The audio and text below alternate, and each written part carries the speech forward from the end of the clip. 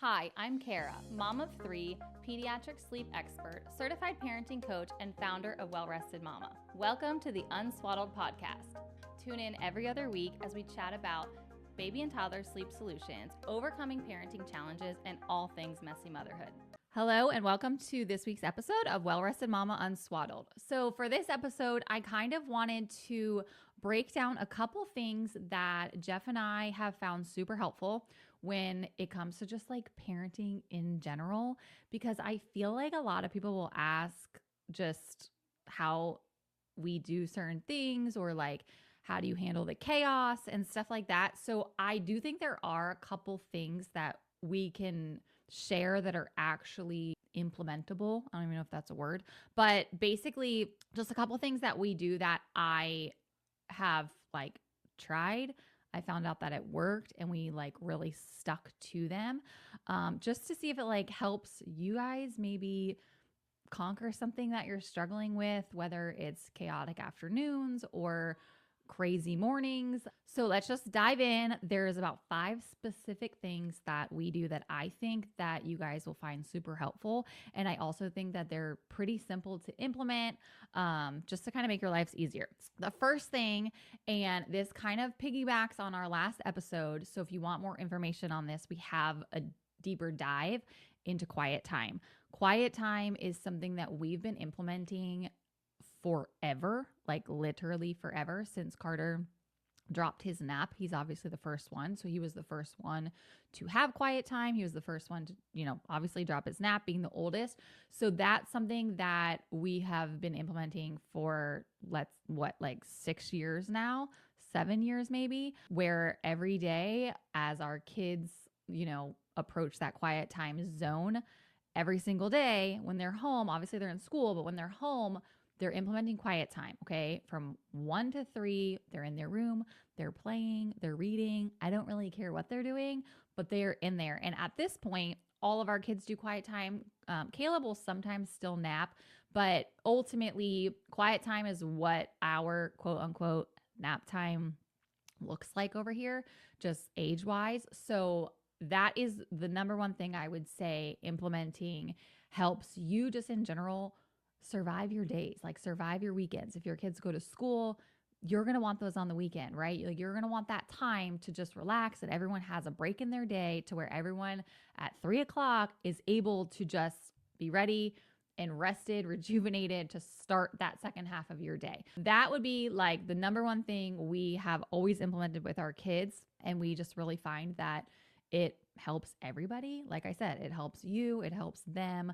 No offense, but like your kid doesn't really even want to be with you all day, right? Like on a Saturday, like they need that time. So that is like one of the top things I would say we've consistently implemented the longest when it comes to our kids and their daytime schedules. The next thing that I'm trying to like rank them from like most beneficial down. I think they're all beneficial, but is special closet. I would say that is another top contender just because my kids literally know no different. And if you don't know what the special closet is, it is a closet in our house that consists of all the gifts that our kids have been gifted. Okay. So we were talking birthdays, Christmas, random, whatever, they have a special closet. And ever since, again, Carter was little, I came across a blogger like literally back in 2014 maybe that I had followed, and she did it with her kids, and her kids were obviously older than Carter. And I just remember thinking like, oh my gosh,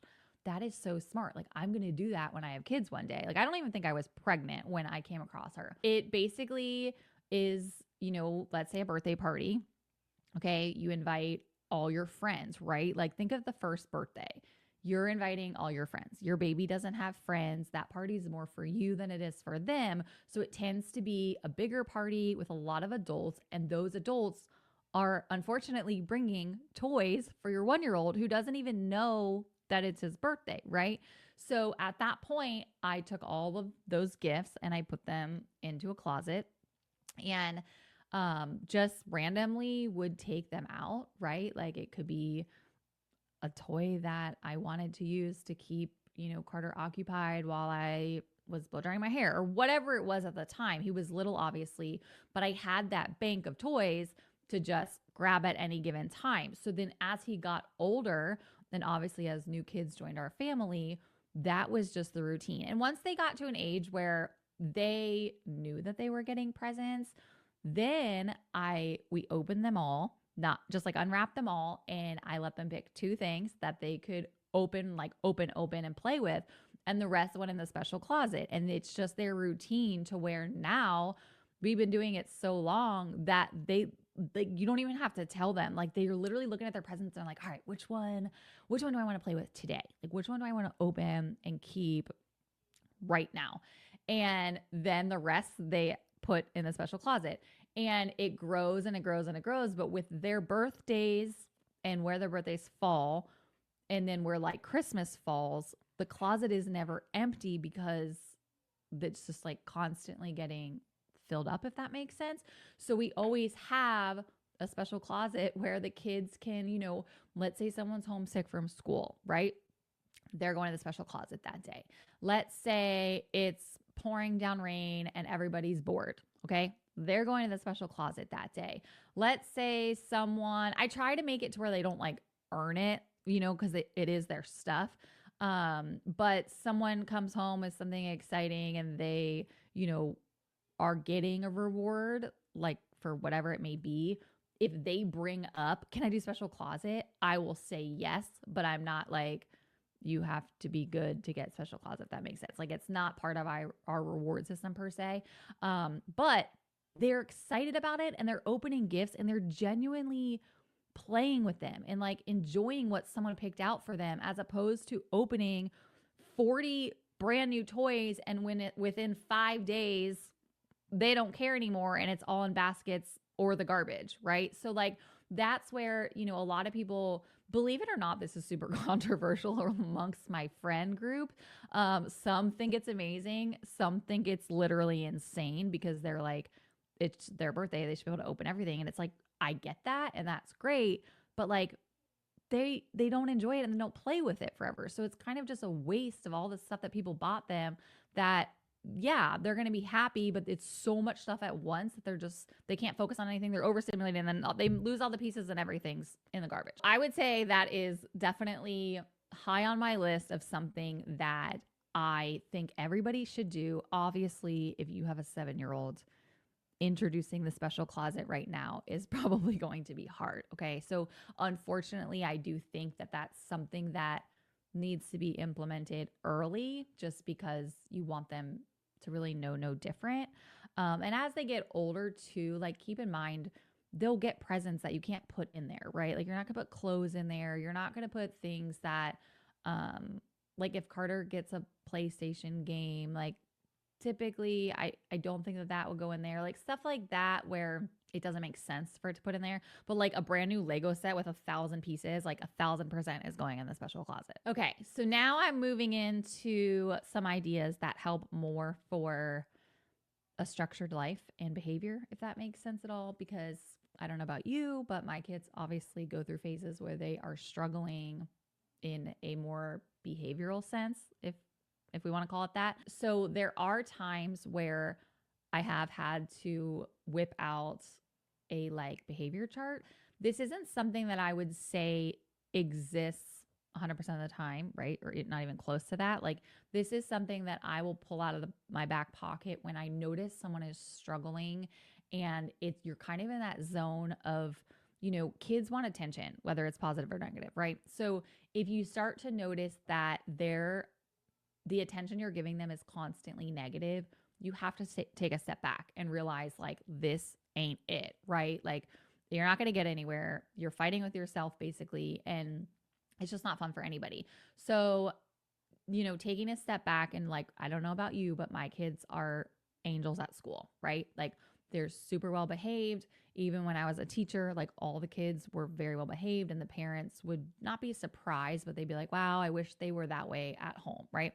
So the reason that they're better at school is because they're not getting negative attention at school, most likely. Obviously, there might be situations where they are, but most of the time they're not getting negative attention. So you have to kind of realize like they're getting positive attention all day long and they're earning things all day long. They want that treasure box. They want that sticker on the chart. They want to move their clip up, not down, right?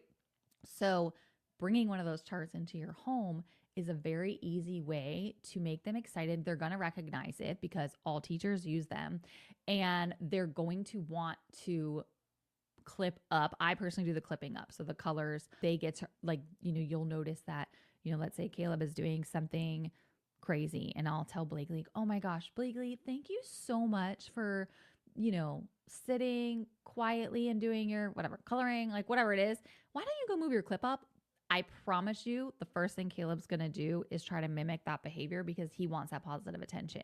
So you're kind of like flipping the script. You're going from stop doing that, no, to only focusing on the good. And they do start to perform for you, and it does turn their behavior around. I've even had friends, because like I've had to whip it out, not recently, but I would say within the last 6 months, at the house. And if I have to do it for one kid, I do it for all of them. Like I don't just make one, right? Like you have to kind of make it seem like it's for everybody. You're not singling out anybody, because you're, even how big, I don't care how old your kids are, and you're giving rewards to another kid, like they still want it, right? So having them all on the chart is great because it kind of gives that buy-in for everybody. But I'll have friends text me that are like they'll see a story on Instagram, like, I brought the chart back, and they will do it. And they're like, this is comical. Like they're doing things around the house to clip up. And I'm like, I know, like it's literally insane. And it doesn't last forever, right? Like you're looking at a week or two and kind of getting that like good phase of positiveness and the good behavior, but it's worth it because then it's kind of like a reset for everybody. And to kind of like give some ideas, you can do stickers, you can do clipping up, you could do it for the bedtime routine, like have them work through the bedtime routine, do stickers as they go. That's a really good one, especially for that like 4-year-old range.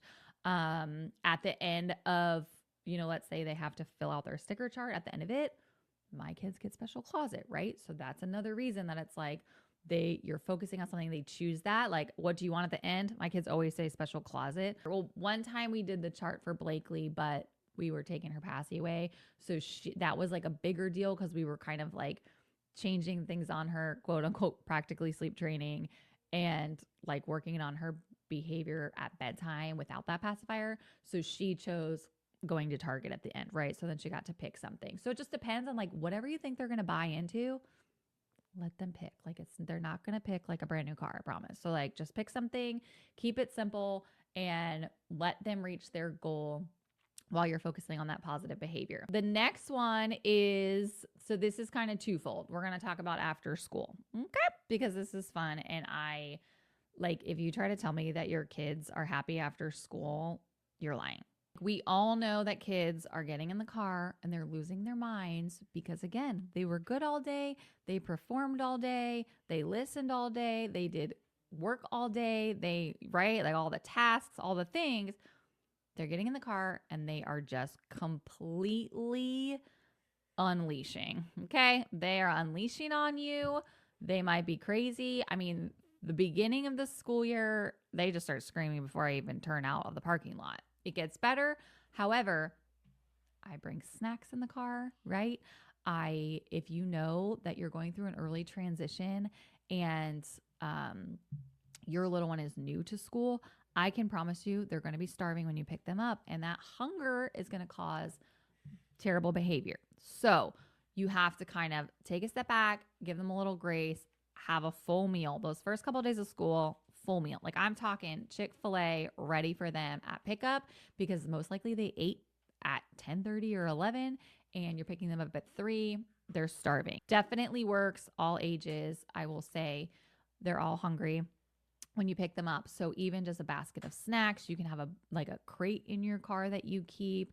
We personally, if we have an activity after school, I pack a full-blown cooler with fruit, drinks, like ice, like it's fully stocked, it's ready to go. And I always pick things that I know they'll at least pick like one of the things, right? Like put something in there that you know they're going to eat, and that will kind of help you buy some time either to get home or get to that next activity after school. If you're going straight home after school, let them help you with whatever you need to get done, okay? My personal favorite is making dinner. Like my kids, if they're struggling, if they're having a hard time, I am confident that if I ask them if they want to cook with me, they're going to say yes, and it's going to give them like a full distraction to just soothe the soul. Okay. Top contender there is Caleb. He loves cooking in the kitchen. He is very capable at this point because I do involve him in things. And I always tell people will like send me a message and say like, that's crazy. Like, how's he doing that? Right. Like, he will literally chop veggies. He will crack eggs. He will make chicken cutlets and do the breadcrumbs. He does all the things, but obviously I had to teach him. Right. So it does take patience, and you just have to go into it knowing that it's going to be slower. Okay. Start earlier. Dinner's not going to take 20 minutes. It's going to take 45 minutes, but no one's screaming. Okay. And no one's hanging on you. So it will be worth it. Now, if you noticed, none of those things that we find helpful include screen time. Okay. And the reason for that is because it's not helpful in my house, right? Like I know that there are kids out there that screen time maybe benefits them in a positive way. I'm sure that is the case. However, it does not benefit my kids in a positive way. And what I mean by that is, and like taking a step back to screen time is kind of like twofold, right? Like, are we talking TV? Are we talking tablets? Are we talking video games, right? I don't like to lump them all together because I do feel like there's a time and a place for TV. For example, my kids are not allowed to watch TV in the morning. And the reason they're not allowed to watch TV in the morning is because the second you say, like, get up, it's time to get ready, everyone screams, okay? They don't want to do it. They're so focused on whatever they're watching. They don't want to get up. Now they're complaining. Now they're screaming. They don't want to go to school. Or blah, blah, blah. So without that happening at all, they're more willing to get ready because that's the only task that they have on hand, right? So, I would say it's been over a year, maybe definitely the last whole school year, that we full blown committed to the TV does not turn on before school. So with that being said, there are days, and we're busy after school, right? Like, we have the gym 2 days a week. Carter will have football. Blakely has tennis. So we're not necessarily home every day of the week between like picking up from school and bedtime. So the opportunity to sit and watch TV after school is pretty low. I would say 1 or 2 days a week, maybe, they are able to sit and watch TV while I'm making dinner. Other than that, we're in motion, right? So I could confidently say Monday through Friday, they're not watching a ton of TV. I take that back. Friday night is fair game, right? Like, they'll do movie night. Even sometimes during the week, if everyone's bathed, homework done early, they want to do popcorn and a movie. Fine by me, right? That's not going to affect anything. We're winding down. But we just realized that when we go to turn it off, like in a daytime sense or morning time frame, everybody freaks out, and we just eliminated it completely. That's what worked for us. And that might sound crazy because I know there's a lot of people that watch TV before school, which is fine, but maybe their kids aren't freaking out. Wonderful for them, but it didn't work for us. So with that being said, Saturday morning, they are allowed to wake up and they are allowed to turn on the TV. And guess what that means? They haven't watched TV all week. They are silent Saturday morning. Jeff is at the gym. I'm upstairs drinking coffee, and it's literally the best thing ever. So like, it's like you sacrifice a little bit, right? But then Saturday, I mean, chef's kiss, it is worth every moment. And after a week, they're not even asking to turn on the TV. They just know. They know that they're not doing it. Summer, we've been a little bit relaxed. They are watching it in the morning, but I will tell you, we've already started talking about taking it away because they do have to get ready for camp, and we're starting to see a little bit of that behavior come back. So that's going to be like a TBD decision. But for right now, that's what's working for us in terms of the TV. When it comes to more like handheld screens, okay, tablets, video games, we don't really use them. I would say the tablets for sure are gone. They are for plane rides and long car rides. So road trips, stuff like that, anything over an hour and a half, we will let them bring them. But I will tell you that it's been so much better. even on our TVs, we have removed YouTube because like they're all watching like videos of kids playing with toys or people, like it was just weird. The content was annoying. And anytime again, we made them turn it off, they were freaking out and they were yelling and their behavior was bad. And the attitudes were just like annoying. And we realized when they're not on them, they're just like nice and they're playing. And, you know, even if, and it's the craziest thing because even without the tablet, because we took away YouTube, that was the first step. They still had the tablets, but we took away YouTube. So it was just games or Netflix, right? Which Netflix is the same on the tablet than the TV, but for some reason, it changed their behavior. And I think it was because it was in their hands and they were constantly changing things, or I don't really know what it was doing to them, but their behavior was so bad that Jeff and I were just like, this is insane. That was the kind of like transitional phase of that is we removed stuff off the tablets and then we got to a point where we removed them completely. And to be honest, if we're on a road trip, like I don't even bring them sometimes and they're fine. They survive. I'll put my laptop on the center console and put on a movie and they don't speak and they watch it and they don't fight. If they have their tablets, they're screaming, it's turning off. You're trying to reach backwards. Like my arms are breaking because I'm like, I just personally don't think anything good has come out of them. So call me Debbie Downer. I'm crazy. I don't know, but I don't like them and we don't use them. Airplanes we do because they are in obviously their own seats and they need headphones and I can't play a movie on the airplane.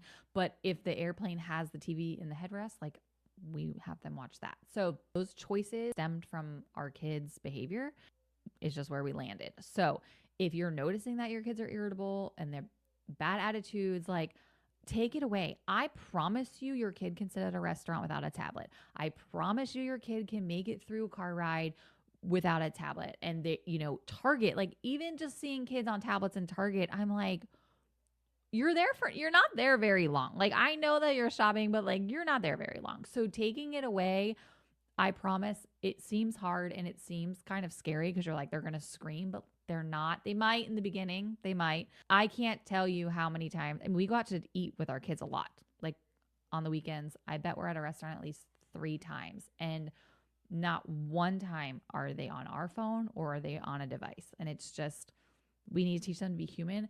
And, you know, I always like say too, because I used to be a firm, like I used to love firm believer. Like I didn't care. The tablets didn't bother me. Like if you look around at a restaurant, all the adults are on their phone. So I always had the stance of like, then why can't the kid be on the tablet, right? But then people are looking at you like, oh my gosh, their kid can't even sit at a restaurant without a tablet, right? So it's like, I get the whole two-sidedness of it all. But if you put your phone down and like you're coloring with them or you're talking to them, like they're not going to need the tablet, right? So seems scary, I promise, but I will tell you it's worth it. Our kids have benefited from it. If I see a kid crying at a restaurant, it's because of the tablet. Like always, it's either it's not working or you're taking it away to try to get them to eat and stuff like that. So it's like, I've completely shifted my perspective. It's probably been 2 years now, just in general of all that. And I promise like it was so worth it and we will never turn back.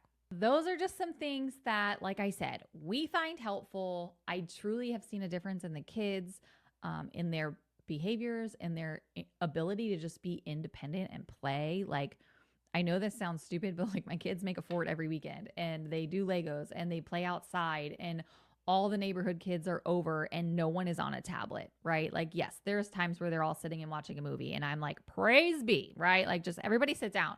But most of the time, our front yard is filled with kids. The neighborhood is constantly in motion. And I think that our kids are going to look back on their childhood and just know that they played all the time. I think that it helps them ultimately just develop as normal people. I think that technology is going to continue to get worse and worse. And we want to teach them how to survive, not without it, but how to be able to respect it and use it when it's appropriate, but also be able to function without it. Because I think that there's a time and a place, of course, but I also think day to day, it shouldn't be something that they need in order to survive. As always, thanks for tuning in. Be sure to subscribe so you don't miss the next episode. Give this video a like if you found it helpful or share with a friend. If you have any questions, leave them in the comments and we'll see you next time.